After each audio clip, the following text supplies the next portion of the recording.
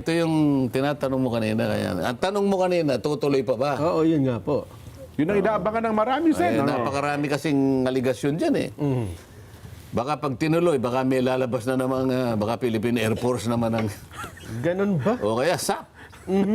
Eh, sila nagsasabi nun, ha? Ako hindi. Wala akong sinasabing ganyan. Ganon. Baka mayroon pa O paglalabasan. bakit ang dami pang dapat na tawagin? Bakit hindi yun ang unahin? Unang-una, 17 ang binanggit ni Diskaya, ng mga Diskaya. Bakit hindi ilabas? Oho. Para pagtatanungin yung 17 congressmen. Di ba? Oho.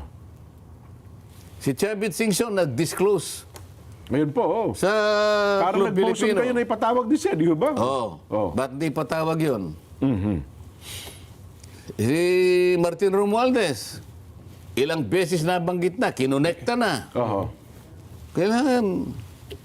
Kailangan kauna-unang ipatawag. Nagpahayag siya na willing daw siya, di ba? Kung Oo. talaga ipatatawag, oh.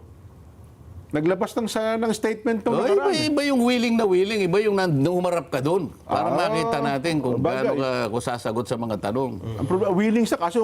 Sinabi nung aking predecessor na hindi ko na binabanggit ang pangalan dahil ayaw niyong banggitin ang pangalan ko. Oho. 67 daw ang congressman na kontraktor. Yung contractors. Bakit hindi patawag yun?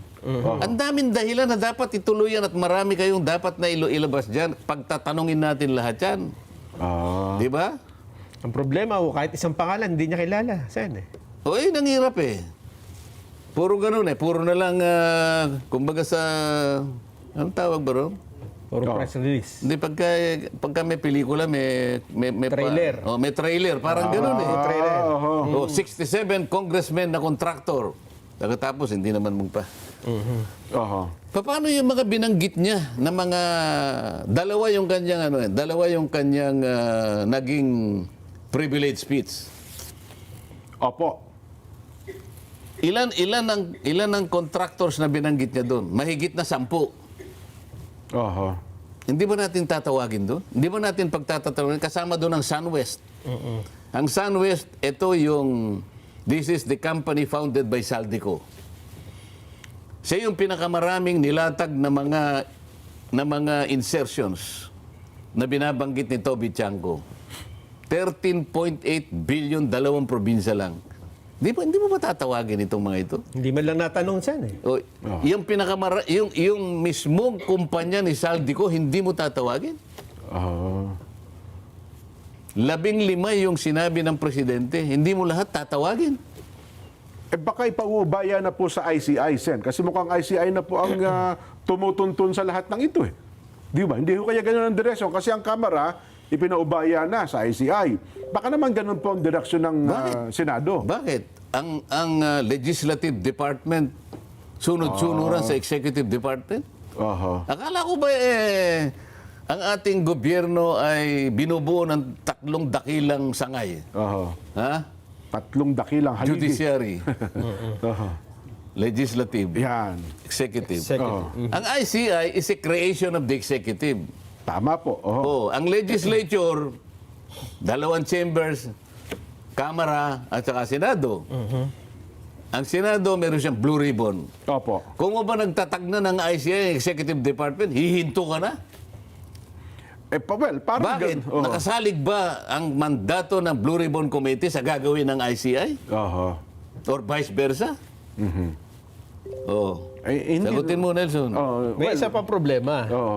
Kasi alam mo, itinigil ang Blue Ribbon, ang ICI ay ayaw namang i-open. So ang mga tao ay maghahanap talaga ng hindi ba? Maghahanap ng sagot sa mga katanungang nabubuo sa Bakit kanilang naman, isipan. bakit mo sila sisisihin na maghahanap talaga yan? Oho. Hindi ba nung inopen ko nga yung kauna-unahan sa dami na nag-text sa akin, dahil nakita nga talaga yung kung napakaraming perang nasa laula na talagang pandarambong talaga. Ilan ba yung nag-text sa akin na halos umuusok yung aking cellphone? Sinabi ko nga doon sa biyayar na nakaharap eh. Nabuti na lang nandito ka, sabi ko. Paano ko sasagutin ito? Sabi ko sa kanya. Ang sabi nila sa akin, Senator, yan po pala ng aming buwis na binabayad, ay dyan lang po pala napupunta. Alam po ba ninyo na dugo at pawis Pati sipon po kanya. Naku po. Naghalo-halo na. Talaga pong sa kagustuhan lang namin makatulong sa gobyerno, talagang kami po'y nagbabayad talaga naman. Diyan lang pala ginagamit ang buwis namin. Pwede po bang ilaban nyo kami? Oho. Kahit na itong next year, wag na muna po kaming magbayad. Pwede po ba? Nako. Nako, oho. Oo. Mabigat po yun. Oh. Tapos sabi nung BIR, Commissioner Lumagi. tama naman po sila, sir. Sabi niya, hindi ko po sila masisisi. Hindi ko naman kako kinukuha yung opinion mo. Ang sinasabi ko, anong isasagot ko sa kanila? Tulungan mo ako sumagot. Oho. Pwede ba wag na silang magbayad next year? Sapagkat nakikita nila kung saan lang napupunta Oho. ang buwis na kanilang... No. Mabigat po yun. ba't di ka kako sumagot? Oho. Babagsak ang gobyerno pag walang nagbayad ng Hindi, ayaw buwis. niya sumagot. Wala kang may sasagot. Kanya, wala po. Ikaw kako, DPWH. Oho. Wala rin po. Oho. Sabi ko, sige ako nagsasagot. Ayan. Sabi ko, wag ninyong gagawin. Yan. Tama kayo. Kasi po, pagka ganyan po yung ginawa nyo, lalo po tayong babagsak bilang isang bansa. Oho. Ako na po nakikiusap sa inyo. Kaya nga po nandito kami para ayusin natin ito. Usigin natin ang dapat na usigin. Maibalik po yung pera talaga na nawala. Pero wag po ninyong gagawin. Dahil mas lalo po tayong babagsak Oho. bilang isang bansa. Pero talagang tutuusin mo, may katwiran sila eh. Ayaw po naman. Sentimiento ng tao. Kaya ngayon, tinatanong mo kanina, Oho. natanong mo pala, Nelson, talagang maghahanap sila ng kasagutan dito. Alam nilang inopen natin ito. Alam nila seryoso tayo na matukoy natin kung sino-sino yung mga walang hiya na yan. Pagkatapos hihinto mo, Oho. yung isa naman, nagpapatuloy, Pero palihim naman ang palihim investigasyon. naman. Oo. Magdududa ang taong bayan. Baka nga bumalik na naman sila eh. Talagang hindi na kami magbabayad. Pagka ganyan naman Delikado, sir. Delikado pag ganyan. No? si Kong Marcoleta, tama po yung pakiusap niya. Okay na po. Inalis po siya eh. Yun. Paano ngayon yan? Oho. Ito pa isang tanong. Oho. Kung ibalik kayo sa chairmanship, Ako na sasagot, Sen. Huwag niyo tatanggapin.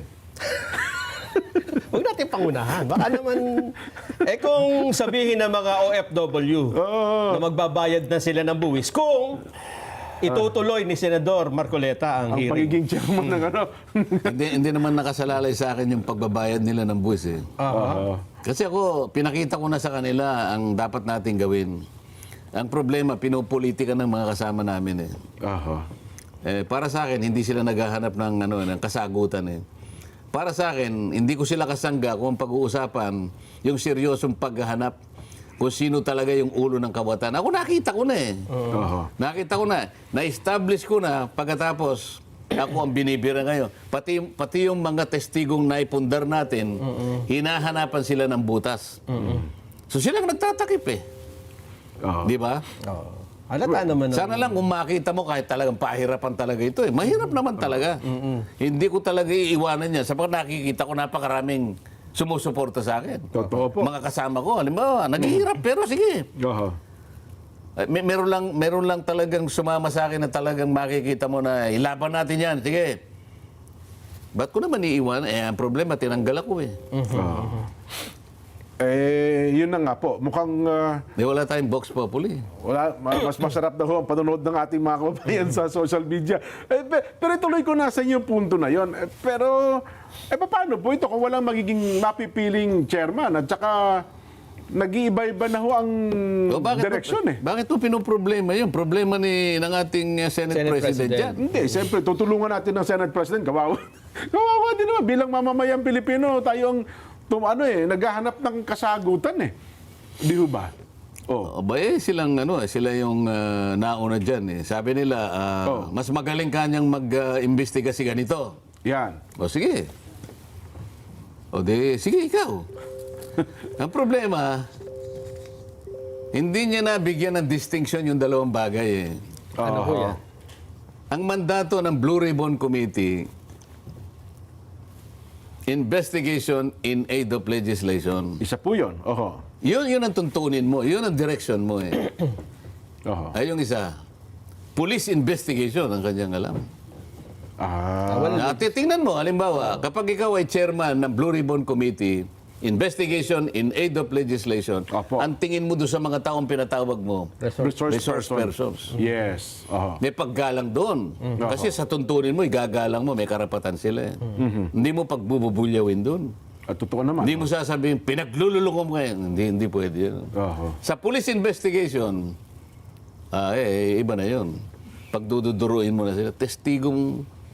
Ito yung hindi hindi malinaw. Pagkatapos, nag-hearing, Blue Ribbon, ha? Opo. Anong ginagawa ng Department of Justice Secretary doon? Tapos kukunin niya yung testigo o yung resource person. Dadali niya sa NBI. Pagbalik niya, iharap niya uli sa amin, meron siyang supplemental affidavit. May dagdag. Teka muna ka, ano ba nangyayari sa atin? Pinaghahalo nyo na yung balat sa tinalupan eh. Pagkatapos pupunta yung dalawa dun sa ICI. Opo. Meron ba ako tayong tuntunin dito? Meron ba tayong pinag-usapan na tuntunin kung paano tayo magko-collaborate dun sa, ano ICI. tawag doon, ICI? Ano na yun? Independent Commission on Infrastructure. Paano independent yun? Gawa yun ng Executive Department. Ang budget niya, Executive Department. Ang tinutugis natin, DPWH yung iba. Executive Department. Executive Department. Paano? Pagtatakpan mo yung Executive Department, katapos meron silang isa sa mga powers nila, upon request, the ICI shall obtain information from the House of Representatives, from the Senate, from the courts, from the Sandigan Bayan, and from any other public authority.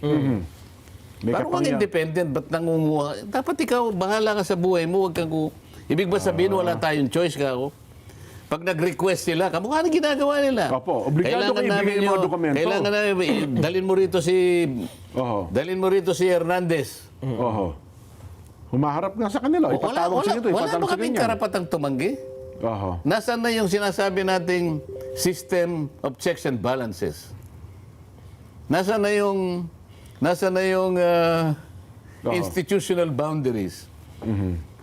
Nasaan na yung separation of powers? Separation of powers.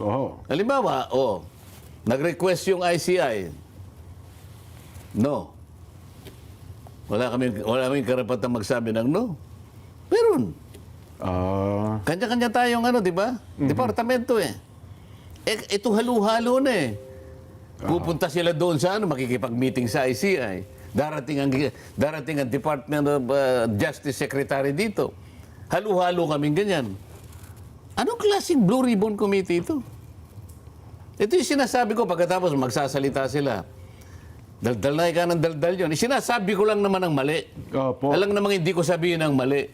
Halo-halo na yung ginagawa natin. Wala nang respetuhan. Ayaw naman nilang humarap. Sasagot sila sa akin sa Twitter. Nakakita ka bang ganun? Kasi alam mo naman na Senado, ano bang pinag-usap? Kaya nga sinabi Senado eh. The Senate is a deliberative body. Yan. It's a parliamentary body. This is where you discuss every issue. Yes po. Harapin mo, dumibati ka. Talagang nandiyan dumibati ka. Andyan talaga. Ayaw mo, tumayo ako, aalis ka. Pagkatapos sasabihin na, dapat diniliber mo yan nung nandito siya. Bakit? Kailangan ko ba sabihin sa inyo, ladies and gentlemen, I'm going to deliver a privileged speech this afternoon. Please do not go out. Huwag kang alis. Kaya ba? Please, Please wait for me. Alam nila nasa agenda eh. Umalis sila. Ibig sabihin, ayaw nilang pakinggan na sasabihin ko. Sinadya na talaga pagkatapos sasagot siya sa Twitter. Tama ba yun? Nawawala na yung ginagawa sa Senado at sa Kongreso na dapat nagdidebate, patagisan nito, pagalingan ito di ba? Dapat doon ang labanan sa plenaryo. Basta makipagdebate ka doon. Kasi yun ang kailangan eh. Kasi kapag yun ay pinag-usapan doon, maglilinaw doon, doon makikita. Yan, kung ano talaga yung dapat nating gawin sa magitan ng pakikipagtagisan mo ng idea, ng pangunawa mo sa bawat issue. At saka may pagkakataon naman, Sen, na kapag may punto kayo at nakipag-usap yung iba, kagaya nung dismissal, nung impeachment, pumayag kayo na ibaba sa archive na lang Pero, Oh. yun ay bunga ng Debate. Yes. ng pakipagtagisan sa floor. Oo, di ba nakipagdebate naman sila talaga? Oo, di inarap ko naman silang lahat Oo. Nag-privilege speech kayo, tapos tinanong kayo. Oo, hindi ba? Oo. 6 na oras ako nakatayo doon, di ako umupo Oo. Na-harmonize na naman, di ba? Oo. Wala namang di natapos. Ganun dapat. Hindi ba dapat, ba't ngayon ayaw na nila? Kasi ganun talaga ang ganun talaga ang Kongreso, di ba? Tapos hahanapan ka ngayon ng kahit ano lang, para lang may maipukol sa'yo. yung asawa ko raw ay independent director ng isang insurance company. Nako, oho. Nandun na yun Oho. Kaya lang, ayaw naman nilang pag-aralan, ano po ba yung independent director? Ang independent director po, kung nakikinig po kayo, mga kasama ko po sa Senado, basahin po ninyo yung bagong corporation code. Ano po? Huwag niyong babasahin yung lumang corporation code. Oho. Kasi yung lumang corporation code, Batas Pambansa number 68 yata yun. Huwag po yun. Luma na. Kasi pag yun ang binasa nyo, wala pa pong independent director doon. Hindi kasama talaga. So bago ngayon, Yan po yung pinagbasihan ng dating Pangulo ng Integrated Bar of the Philippines para atakihin niya ako. okay. Oho. Oo, yung dati naming presidente ng IBP, nakakaawa naman. Naging Luma pala presidente na. pa naman. Oho. Hindi pala sa updated. Hindi ko maintindihan bakit hindi siya nagbabasa ng mga bagong batas. Kami kasi, ang lahat ng abogado, required ka na mag-undertake ka ng tinatawag na MCLE. Yes po. Oho. Taon-taon yun. Alam mo yung MCLE? Oho. Mandatory Continuing Legal Education. Yan, opo. Kahit kasi ikaw ang pinakamagaling na abogado dyan, Nelson, darating din ang panahon mapag-iiwanan ka dahil may nababagong May mga mga bagong batas batas, May opo. nare-revise na batas. Yes, may Merong bagong na-amend. jurisprudence na ginagawa ang Korte Suprema. Lahat yan dapat updated ka. Ano nga pa po yung independent director? Yung independent director, sang-ayon sa bagong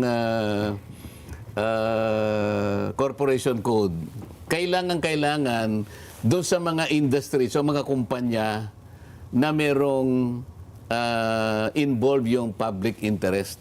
Okay. Halimbawa, yung bangko, kailangan merong independent director yan. Insurance. So lahat ng bangko may independent director? Oo, kasi yun ang sinasabi. Oo. Insurance kasama rin?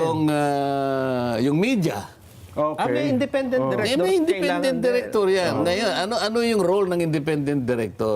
Kailangan, Siya ba yung may-ari? ano ang role at saka katangian niya? Oho. Una, wala kang financial interest dyan Sa kumpanya? sa kumpanya. Wala, ni una bes, wala ka. Wala kang investment, walang gano'n. Pero may sweldo yan, Sen. Siguro yung ano lang, pamasahe mo lang. Tapos, wala kang pagmimay-ari, ibig sabihin. Wala kang shares. Wala kang kinalaman sa management.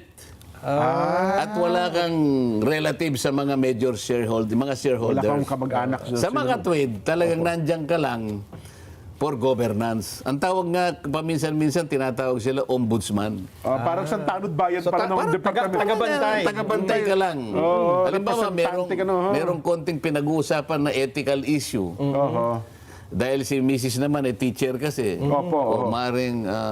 May kakayahan naman. May ano bang kaalaman. requirements na ganyan? Doon lang sila pumapasok. So walang connection. Akalain mo ngayon, bangko may ganun din. O halimbawa, Nelson, kunwari ikaw... Pwede pala akong maging independent director ng isang bangko? Pwede, oo. Hindi, pero gagawin kitang halimbawa. Halimbawa, opo. Ikaw ang may-ari, kunwari, ng BDO. Ayan, yan ang Yan, pinakamalaking opo. bangko eh. So yan. BDO. Pag-withdraw ka mamaya, akong bahala. Si Jen naman, si Diskaya. Okay. Ako yung naglalagay ng pera. Hindi ba ang bangko ini-encourage ang buong public para Magdeposito ka sa akin. Oo.